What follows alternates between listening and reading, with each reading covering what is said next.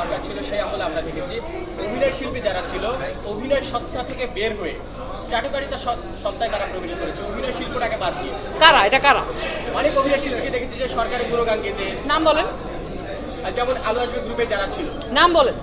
এখানে অরুণ বিশ্বাস থাকতে পারে, নাসিম ভাই থাকতে পারে, রনক ভাই ছিল, এছাড়াও আরো শিল্পী ছিল, ফেরদৌস ছিল বা হচ্ছে নিপুণ ছিল, রিয়াজ ভাই ছিল, এই ধরনের যারা শিল্পীরা ছিল, এই যে সত্তাটা বাইরে রেখে যে এই সরকারের নানান ধরনের কর্মকাণ্ডের সাথে জড়িত, এই বিষয়টা কিভাবে ধরেন ফেরদৌস ভাইয়ের কথা আপনি বললেন, উনি একজন নির্বাচিত সংসদ সদস্য, উনি আমাদের অনেক সিনিয়র একজন অভিনেতা এবং বাংলাদেশের প্রতিষ্ঠিত একজন নায়ক।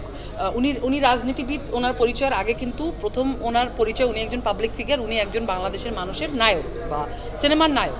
সো ওনারা সরকারের সাথে সংশ্লিষ্ট থাকবেন, এটাই স্বাভাবিক, কারণ ওনার সরকারের নির্বাচনকৃত সদস্য। এখন প্রত্যেকটা শিল্পী ব্যক্তিগতভাবে যে কোনো দলের সাপোর্ট করতেই পারেন, এটা শিল্পী শুধু নয়, একটা দেশের, একটা স্বাধীন দেশের প্রত্যেকটা মানুষের গণতান্ত্রিক অধিকারের মতোই যে আমি ওনাকে সাপোর্ট করি, কারণ ওনাকে আমার পছন্দ বা ওনার কার্যক্রম আমার পছন্দ, বা উনি দেশের জন্য এটা করছেন, দেশের মানুষের জন্য এটা করছেন, আমি ওনাকে সাপোর্ট করি। উনি করছেন না, আমি ওনাকে সাপোর্ট করি না।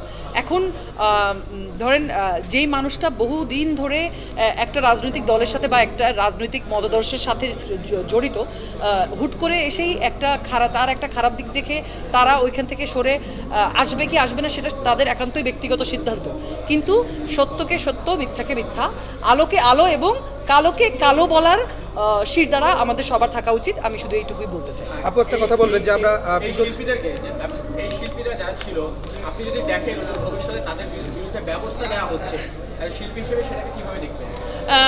ব্যবস্থা বলতে কি ধরনের? আইনি প্রক্রিয়া যদি যায়, আমি ওভাবেই দেখব। ব্যবস্থার আইনি প্রক্রিয়া হয় বা মামলা যদি হয়, তাহলে মামলা হলে আমি অপেক্ষা করব জাজের রায় দেওয়ার জন্য, জাজমেন্ট কি হয় বা সর্বোচ্চ আদালতে তাদের রায় কি হয়, আমি সেই রায়ের ভিত্তিতেই তাদেরকে জাজ করতে চাই। আগে থেকেই কোনো কিছু না জেনে না শুনে আমি তাদেরকে জাজ করতে চাই না, কারণ তাদের রেগুলার লাইফে তাদের সাথে কিন্তু আমি জড়িত না। আমি রেগুলার 24 ঘন্টা তাদের সাথে ওঠা বসা করছি না। অল্প কিছু সময় আমরা একসাথে সেটে থাকি, আমাদের একসাথে দেখা হয়। সো তারা ব্যক্তিগত জীবনে কীভাবে কে কোন সংগঠনের সাথে জড়িত আমরা কেউ জানি না, কিন্তু যেহেতু এটা অভিনয় শিল্পী সংঘ একটা সংগঠন, এটাতে তো আমরা সবাই একসাথে আছি, এইটা যেন কালিমা মুক্ত থাকে, এটাও একটা আমাদের প্রচেষ্টা। ভবিষ্যতে আপনার রাজনীতিতে আসার সম্ভাবনা আছে কিনা? খুবই রাজনৈতিক প্রশ্ন। আমার রাজনীতিতে আসার সম্ভাবনা খুবই কম, কারণ সত্যি কথা বলতে এখনও কথা বলতে ভয় লাগে। মানে এখনও ওই মানে 2018-র পর ওই ট্রমাটাইজ হয়ে এখনও সব কথা ক্লিয়ারলি বলতে গেলে আটকায়, যে বলবো কি বলবো না।